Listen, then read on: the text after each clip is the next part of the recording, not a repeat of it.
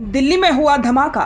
देश की राजधानी के बीचों बीच इतना संवेदनशील इलाका और वहां इस तरह का ब्लास्ट। ये खबर न सिर्फ देश को हिला देने वाली है बल्कि सरकार की सुरक्षा व्यवस्था पर भी बड़ा सवाल खड़ा करती है। ऐसे माहौल में कांग्रेस के राष्ट्रीय महासचिव सचिन पायलट ने अपनी प्रतिक्रिया दी और उनका लहजा इस बार पहले से कहीं ज्यादा तीखा था। सचिन पायलट विधानसभा अध्यक्ष वासुदेव देवनानी की पत्नी के निधन पर शोक जताने पहुंचे थे, लेकिन इस दौरान मीडिया से बात करते हुए उन्होंने केंद्र और राज्य सरकार दोनों पर जमकर हमला बोला। पायलट ने कहा, इतने संवेदनशील इलाके में इस तरह की घटना बेहद निंदनीय है। सरकार को चाहिए कि इस पूरे मामले की गहन जांच हो और दोषियों के खिलाफ सख्त कार्रवाई की जाए। लेकिन बात यहीं खत्म नहीं हुई। पायलट ने सीधे तौर पर मोदी सरकार पर निशाना साधते हुए कहा, सरकार काम के बजाय प्रचार में व्यस्त है। पोस्टर, विज्ञापन, भाषण, बस यही रह गया है। धरातल पर सुरक्षा और प्रशासनिक व्यवस्था कमजोर हो चुकी है। उन्होंने कहा कि देश और राज्यों की सरकारों से जनता का भरोसा उठता नजर आ रहा है, क्योंकि जो करना चाहिए वो नहीं हो रहा। सुरक्षा व्यवस्था की पोल बार बार खुल रही है।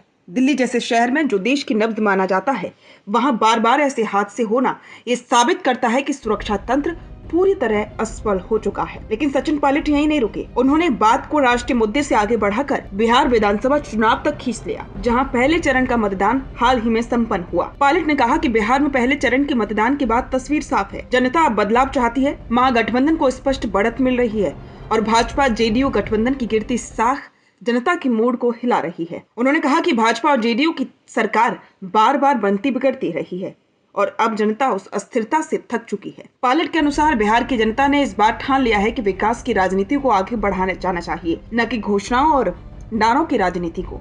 उन्होंने कहा कि कांग्रेस और उनके सहयोगी दलों ने पूरे दमखम के साथ चुनाव मैदान में उतरकर बूथ स्तर तक प्रचार किया। सरकारी मशीनरी के दुरुपयोग के बावजूद जनता कांग्रेस के पक्ष में मतदान कर रही है। पायलट के मुताबिक महागठबंधन ने जनता से जुड़ने के लिए जमीनी स्तर पर काम किया और इस बार जनता ने तय कर लिया है कि बिहार में महागठबंधन की सरकार बनने जा रही है। उन्होंने कहा कि 14 नवंबर को जब परिणाम आएंगे तो वही फैसला सामने होगा जो जनता चाहती है। एक नई दिशा, नया नेतृत्व और एक ऐसा शासन जो जनता की आवाज सुने, सिर्फ भाषण न दे। दरअसल पायलट के इस बयान को सिर्फ बिहार तक सीमित नहीं देखा जा रहा।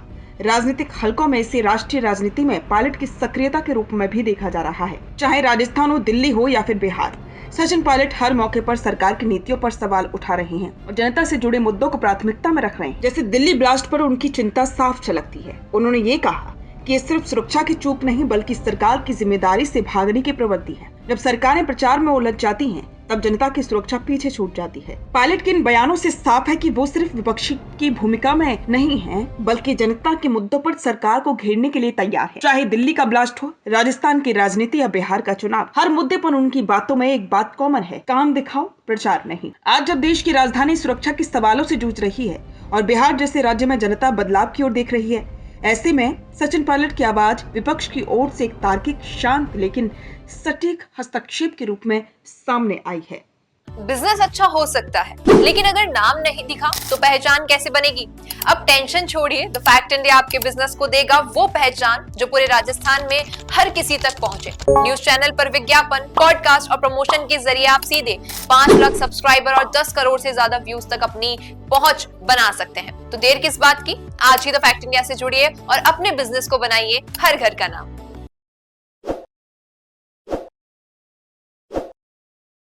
ताज़ा खबरों के लिए विजिट करें द फैक्ट इंडिया की वेबसाइट और डाउनलोड करें द फैक्ट इंडिया ऐप।